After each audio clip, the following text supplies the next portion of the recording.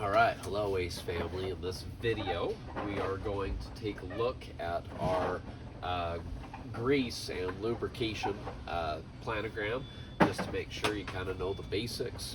Some of this might require some reading here and there on what the customer wants, but I generally wanted to kind of point out some specific product groups to you so that you kind of knew what you're looking for. So on the bottom here, we've kind of got our bigger sizes of lubricant. We've got our WD-40 and then Ace's Lube, which is the private label WD-40, basically to save the customer some money, but still get them a quality product.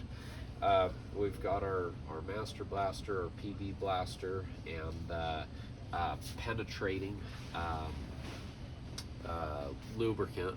And a penetrating lubricant just means that when you have a bolt that's rusted into wherever it's attached, it does a good job of bleeding into those gaps to help you free it up. So we've got our naval jelly and rust neutralizer here going up, fluid film anti-corrosion brush treatment.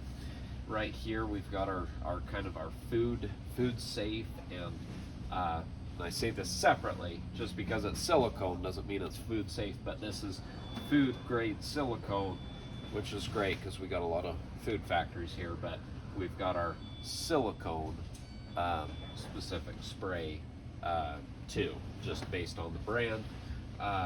We've got a lot of like white lithium grease, chain grease. We've got wax based grease, or lubricant, I guess I should say. Garage door lubricant, and then we have dry film lubricant when we get to here.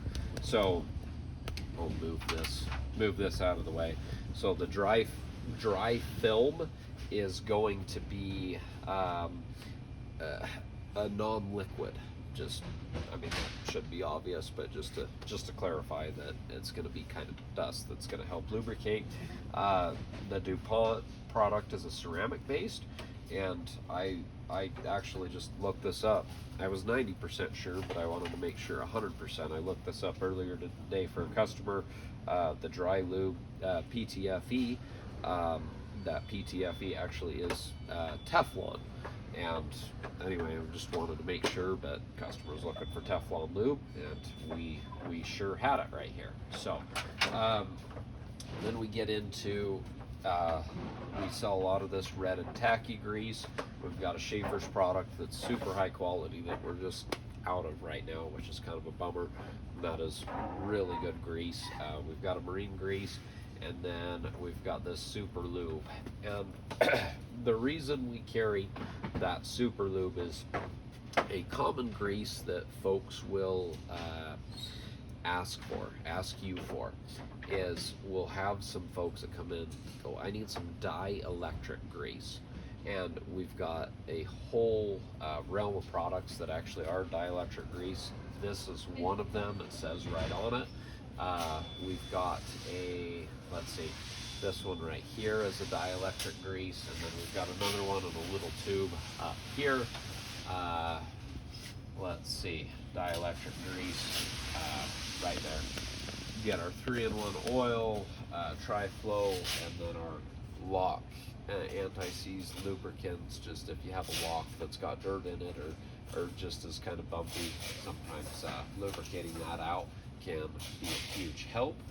And again, this is more general, and then you can look up specifics or read some of these as you get customer questions. But that should help you at least know where to look within this planogram.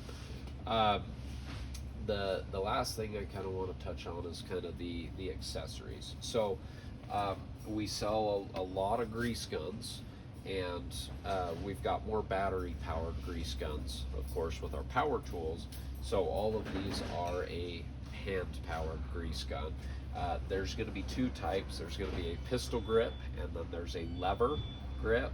Everybody kind of has their preference, and they'll generally know what they want to do. But what I always recommend, and we almost always make the sale, is except for the Flexzilla, grease gun, which is the nicest hand power grease gun we have, all the rest of them actually come with a rigid tip on them.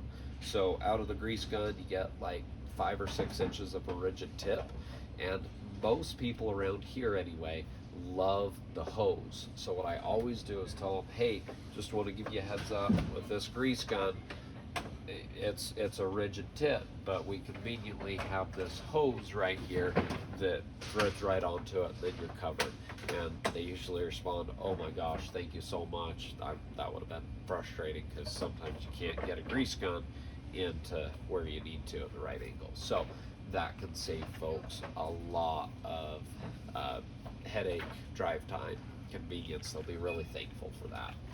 We've got a few accessory tips here: swivel coupler, injector needle for grease, and then of course one of the mini grease guns and the mini grease tubes that are available. So hopefully that's enough to give you kind of a general sense of how that goes. And as always, just ask if you have any questions.